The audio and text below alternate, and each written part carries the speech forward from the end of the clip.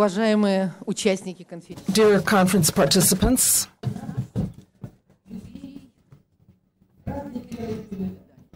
we're people of different faiths, different political views, representatives of various countries and continents are united by our concern for the fate of humanity.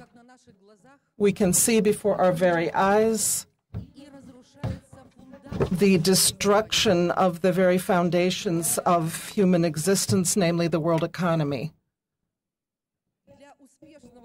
In order for the world economy to function successfully, certain postulates must be observed. First, money in the world should be an equivalent of exchange of goods and ensure movement of values for the relations between countries. Secondly, the world financial system should, on the basis of how the world's money functions, service various types of relations among countries. That's the movements of capital, investment, loans, subsidies, foreign trade in goods and services, and so forth.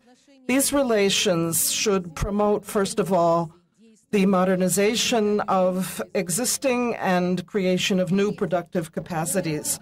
Third, the world banking system should promote the effective use of credit resources, the development of production in each country.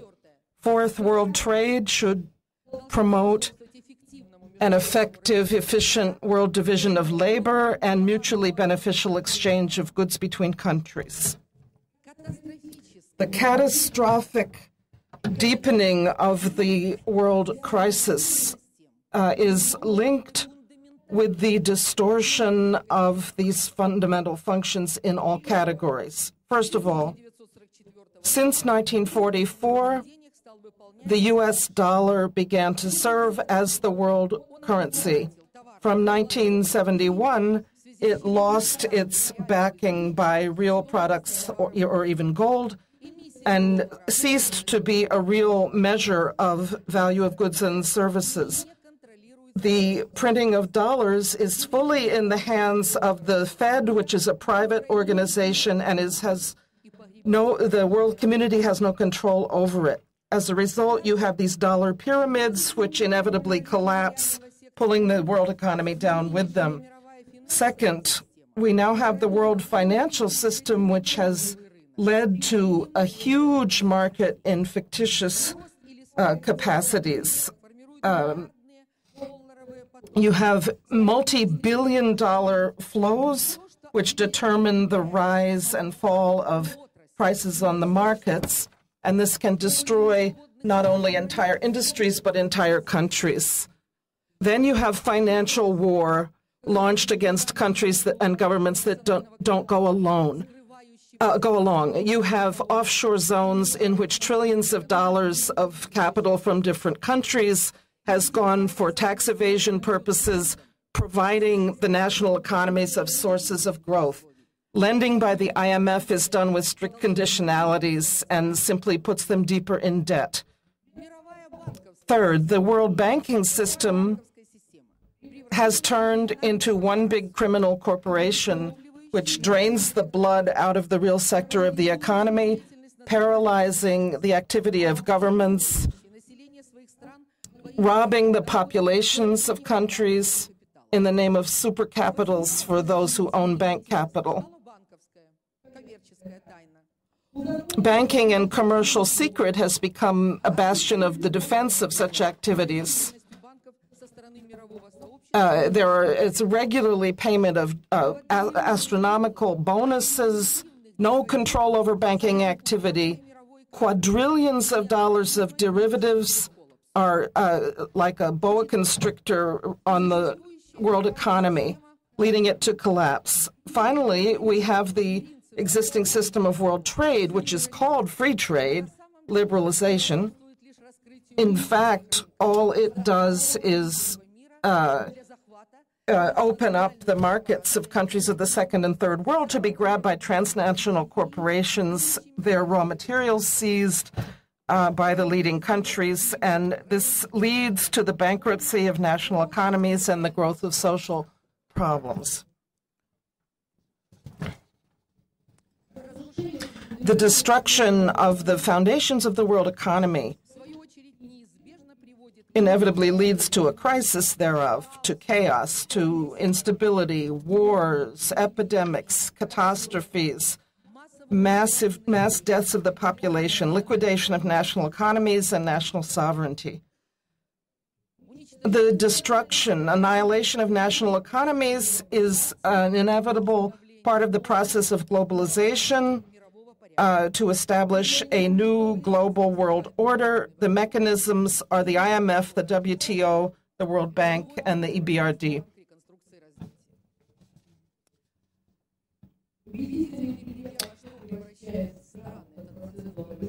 A dramatic example is Ukraine. I'm going to show you this catastrophe in figures, everything that happened in the past 20 years. 6 months after proclamation of independence, what happened on June 3rd, 1992, is that Ukraine joined the IMF and began to borrow, accepting the conditionalities. In 1995, Lyndon LaRouche came to Ukraine on our invitation, and as did Helga Zepp-LaRouche. And other representatives of the Schiller Institute, Michael Fitt and Dennis Small, came later. LaRouche met the Speaker of the Ukrainian Parliament, Alexander Maros. He met members of the parliament from the Socialist Party. He met with scientists, economists, and he told them what you should do and what you should not do, and what reforms you ought to be making if you actually want a renaissance of your economy, a recovery.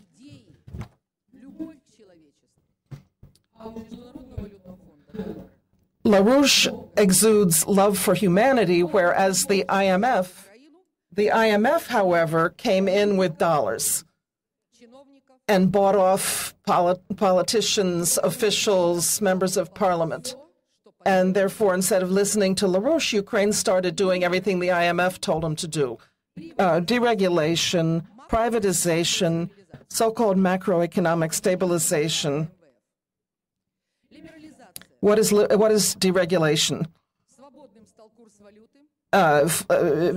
Floating currency rate. All the state-owned and commercial banks were cut loose to fend for themselves.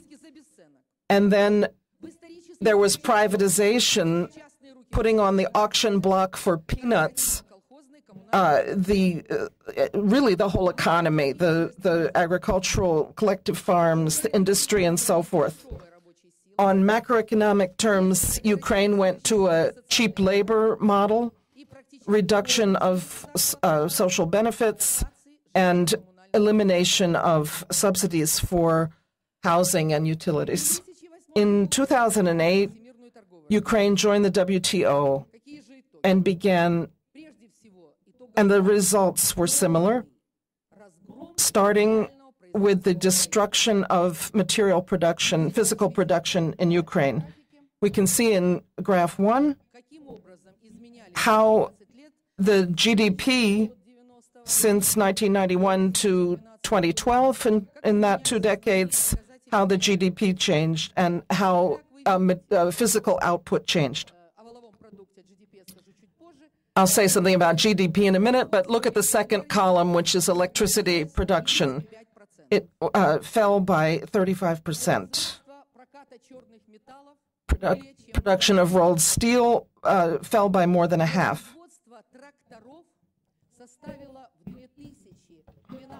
In 2012, tractor production was only 5% of what it had been in 1990. This is in a country where 1/3 of the population lives in rural areas, and which has 20% of the world's black earth soils. And Ukraine had 16 major machine tool plants. This is looking at the right-hand column, which produced 37,000 machine tools in 1990. And now there are only 3 of them left, which are barely on their feet, and they produce 40 machine tools a year.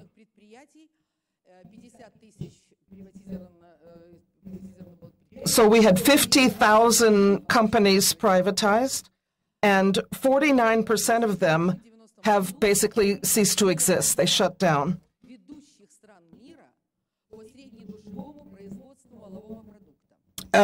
Ukraine was previously one of the leading countries in the world in per capita GDP.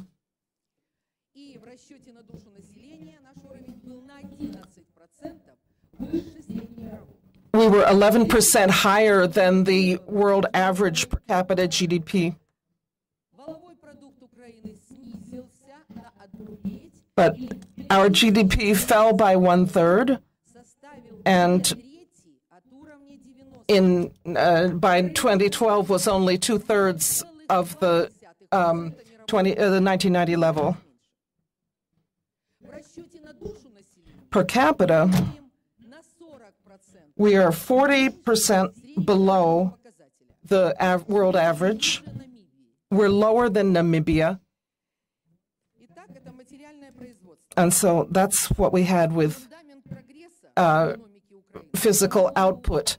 Now, the basis for growth in the Ukrainian economy is science. We were always proud of Soviet and Ukrainian science in particular. We were 7th in the world on the strength of our scientific complex. But what we see here is the destruction of Ukrainian science. This is what happened to Ukrainian science over the last 20 years.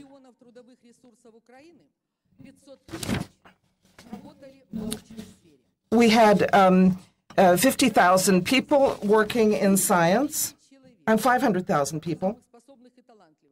The most talented of them left the country. Hundreds of thousands of scientists were thrown out on the street to sell stuff. Hundreds of thousands of young people who should have become scientists did not.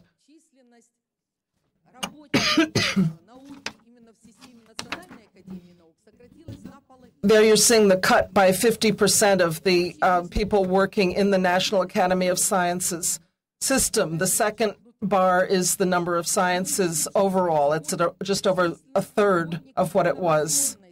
Then people employed in innovative industries is at about 30% of the previous level. Research in the technological sciences, 28% of what it was.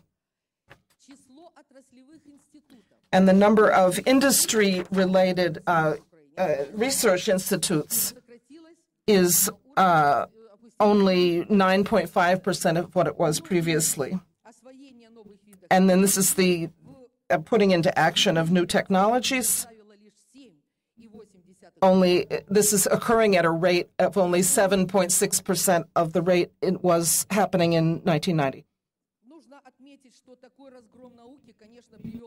We should note that this kind of destruction of science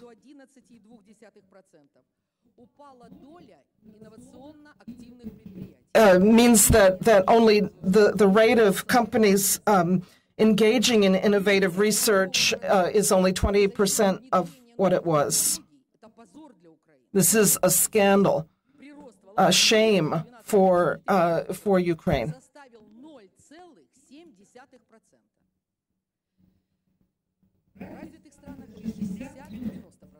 The portion of GDP growth thanks to new technologies is only 0.7% in Ukraine as against 60 to 90% in other countries.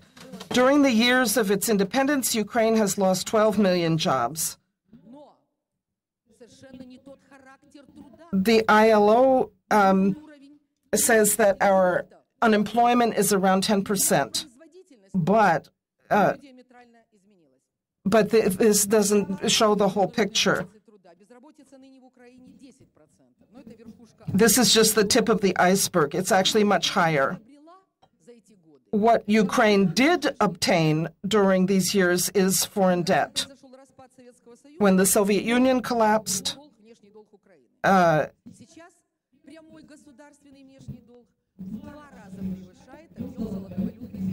we now have a foreign debt which is double the golden currency reserves of the country. And our gross foreign debt is approaching 80% of GDP. The worst thing is that this collapse of the economy has impoverished the population.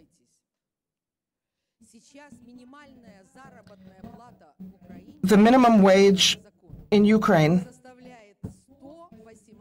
is 118 euros per month. The minimum pension is 86 euros per month. But we don't live in Africa. We have a pretty cold climate. You have to heat your house. You have to wear some clothes. And these are absolutely intolerable levels for Central Europe. These levels are only 1/3 of what is required for subsistence.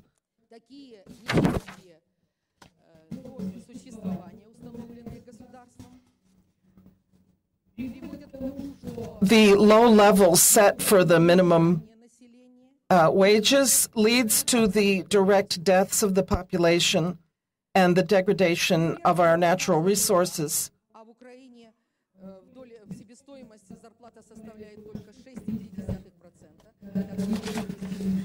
Wages in the share of wages in value creation averages only 6.3% in Ukraine as against 40% in the EU.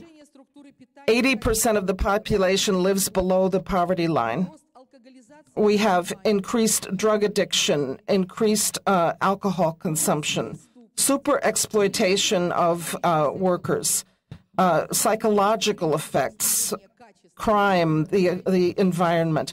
These are the conditions leading to a reduced quality of life for the majority of the Ukrainian population. Our average life expectancy or average life duration has dropped from 71 to 68.8 years over the last 15 years. This is below the average European level. Men live to be only 62, and yet Ukraine followed IMF demands for pension reform, raising the pension age for women to from 55 to 60, and for men as high as 62. And so here you see changes in the population. This is what LaRouche was talking about with regard to deliberate genocide. In 1990, we had 52.1 million people in Ukraine. Now, nominally, we have 45.6 million in 2012.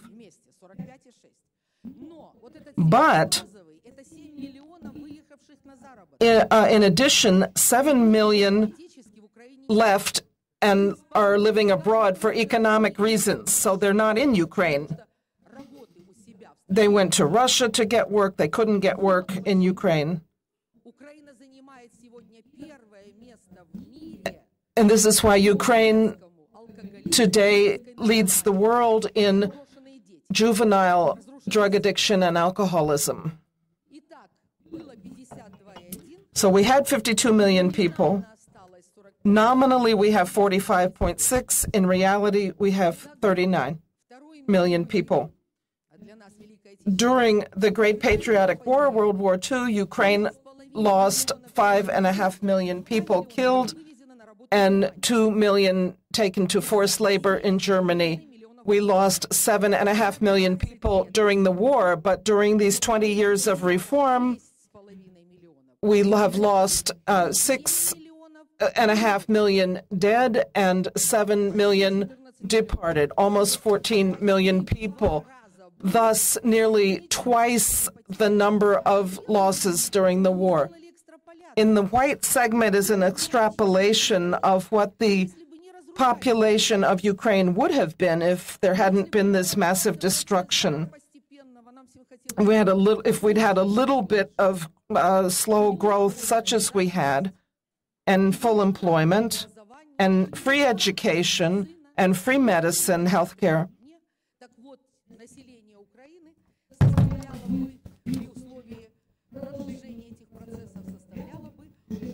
our population would by now be 56.5% million, almost 60 million, almost 57 million. This is a crime. As a result, Ukraine, like other countries of the world, has approached the dangerous boundary of a total collapse of the economy, social explosion, permanent political coups, loss of sovereignty, chaos, and the threat of civil war.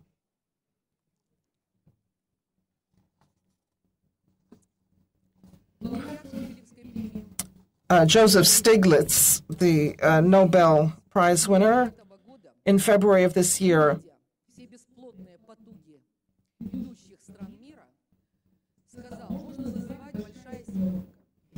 he says we can talk about the group of 7 or the group of 8 or the group of 20, but really it's all a group of 0, a big nothing.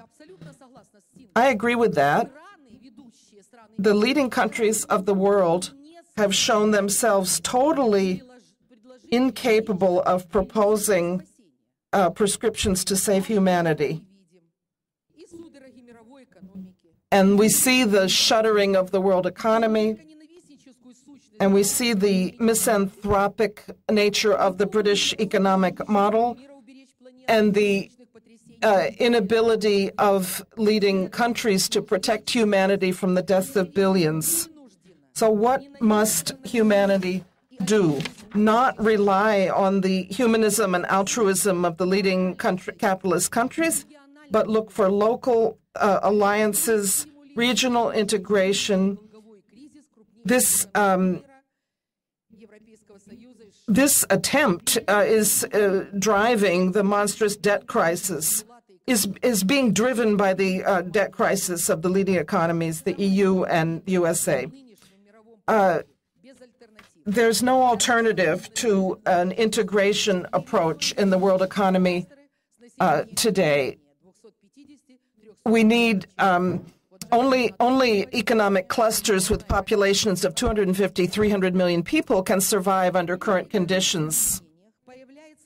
If you have regional alliances, you can have incentives for the domestic markets, increase your own production, carry out modernization, shift to technologies of the new set that's coming on, ensure stable growth of employment, improve the quality of life and life expectancy. We had the speech by Dr. Galloni, who had a very excellent perspective for regional integration in Europe. There were participants from Argentina who had this kind of an idea. This matches the idea of countries uniting their efforts in the way that LaRouche has proposed. The more regional integration we have, the more we can protect countries against the flaws of the economic basic system today. And so then we need global reforms and put the 4 categories I mentioned at the outset into a more normal alignment. We need regional currencies that are backed up by real production. We need sovereignty in currency policy. We need currency controls. We need money to be printed only when it advances real economic growth. Second, we need regional financial system, which will take cooperation among countries to a new qualitative level of mutual assistance. We need our own sources of money supply and so-called long money. The current markets are absolutely unacceptable. They are not an acceptable institute of investment. Dow Jones, NASDAQ, etc. These need to be liquidated in favor of our own rating agencies to evaluate make a real evaluation of credit risk. We need to liquidate hedge funds and offshore zones. We need tax policies which will promote the integration of the economies, job creation in the real sector, and so forth. Third, we must reform the banking system in order to have banking separation on the Glass-Steagall model, in order to be able to write off the speculative capital and create powerful credit resources for long-term investment in capital-intensive infrastructure projects. We need to replace banking, to get rid of banking secrecy and have full transparency of the activity of the National Bank of each country, and we need countries to unite their efforts to exercise oversight over the central bank of regional alliances. And we need regional development banks for financing large-scale cooperative projects. Fourth, we must remember what Hamilton said: we need protectionism. Hamilton said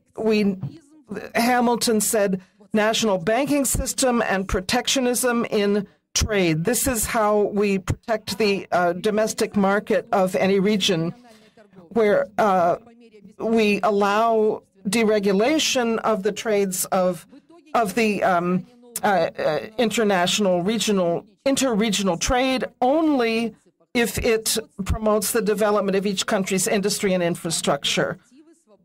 And thus we must have a new quality of international economic cooperation as an alternative to free trade, respecting national sovereignty. This can be done if we strengthen the role of the state in the economy. We had a discussion yesterday about weak governments. When you have a weak government, having weak governments of individual countries is the dream of the Queen of England and her manager, Barack Obama. What they like is to have weak governments of countries. But if we do these reforms for modernization of production and introducing technologies of the new phase, this requires strong government action. Mr. Kotagawa called this a war, and you have to win wars. Can you imagine some sniveling, some sniveling no good like, say, Gorbachev? Could he have won World War II? Only the strong Soviet government ensured the turning point in World War II and saved humanity from fascism. This is what means a strong leader. This is what is meant by a strong leadership and a strong government.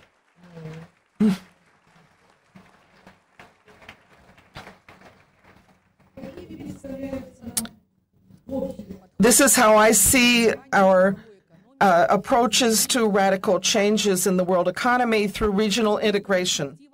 Lastly, I'd like to talk about Ukraine's prospects in the Eurasian Union, which for us is a unique and only chance to save the country. To join the customs union with Russia, Belarus, and Kazakhstan, and the new Eurasian Union. This was an objective necessity for the leaders of those three countries to form that common market and unite their productive capacities. If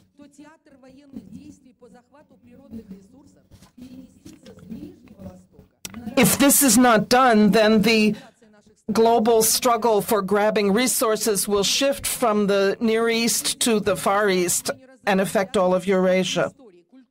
This is an area where we are united by a common culture. Integration with Russia is the way out for Ukraine, Belarus, Kazakhstan. Belarus acted in this direction organically, while Ukraine, for all these years of its so-called independence, has been being run by Washington and Brussels. And this prevents the Ukrainian government and politicians from adopting the integration decision, which is the only one that makes any sense, either from an economic or a civilizational standpoint, and that is to join the customs union and the unified single economic space of Russia, Belarus, and Kazakhstan. Rather, the Ukrainian authorities instead have announced the policy of Euro integration, entering a free trade zone with the EU and joining NATO. For Ukraine, for our economy, science, culture, and political stability, this is a dead-end and ruinous pathway.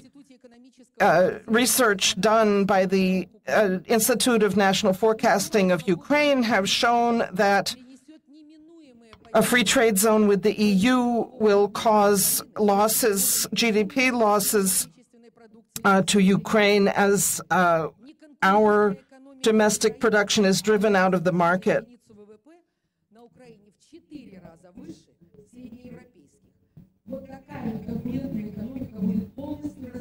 Our energy cost per unit of GDP is quadruple what the EU has, and our companies will just go bankrupt under these conditions.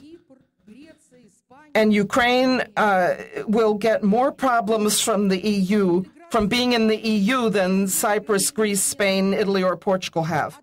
Whereas if Ukraine joins the Eurasian Customs Union, it will achieve a 1.5 to 6% increase of GDP. That's what President Putin told President Yanukovych last month.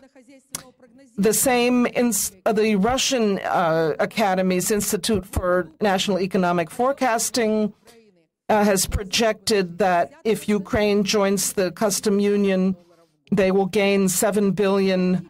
The Ukrainian economy will gain $7 billion annually and have a 60% increase in exports.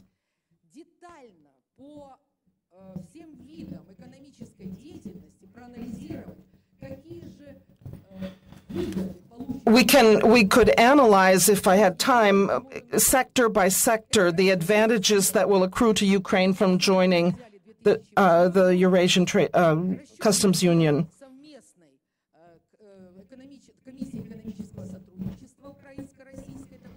Calculations were done by the Committee on Questions of Economic Cooperation between Ukraine and Russia.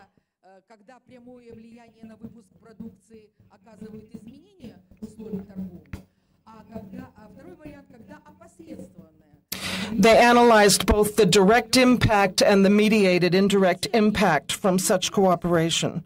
And both scenarios, all the scenarios, showed that industrial output would increase, GDP would increase, And in the second scenario, with even just the indirect included, it would increase even more. And above all, what would increase is machine building, which has always been the core of Ukraine's GDP. Earlier, 31% of our GDP was industrial machine building. And if we integrate with Russia and the others, it means we have a resumption of orders for our industry.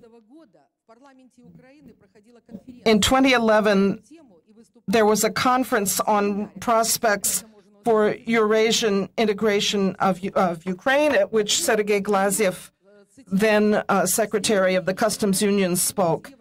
And he said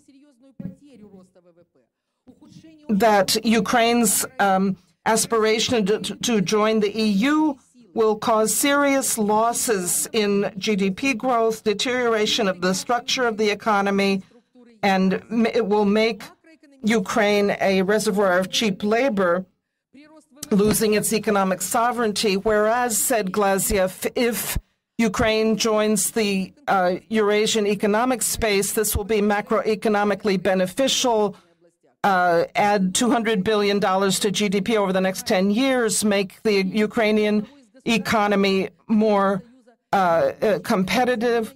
And joining, Glaziev said that joining the customs union does not injure the sovereignty of any of its members, end of quote.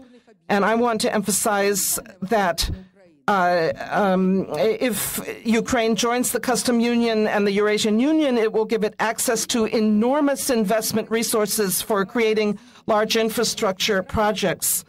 And there's no other pathway available to us. And integration of Ukraine into the Eurasian Union, created by Russia and the other post-Soviet countries, is the only possibility for Ukraine to preserve its statehood, to have an upsurge of the national economy to a new qualitative level, and to make its civilizational choice, protect the country from destabilization, a Nazi coup, and civil war. Yesterday, we were discussing in the discussion period, we were talking about love, how to understand love, love for your family, love for your country, love for the planet. Aggression is evil. Hunger is evil. Dollar pyramids, financial speculation, the dictatorship of the British Empire. This is evil, and we have to defend love, use love to defend against this evil. And therefore, I wish all of us success in this noble task of cause of defending love, and that all of us, and I wish to Lyndon LaRouche still many more years, and to Helga, of working with Love for Humanity for these solutions.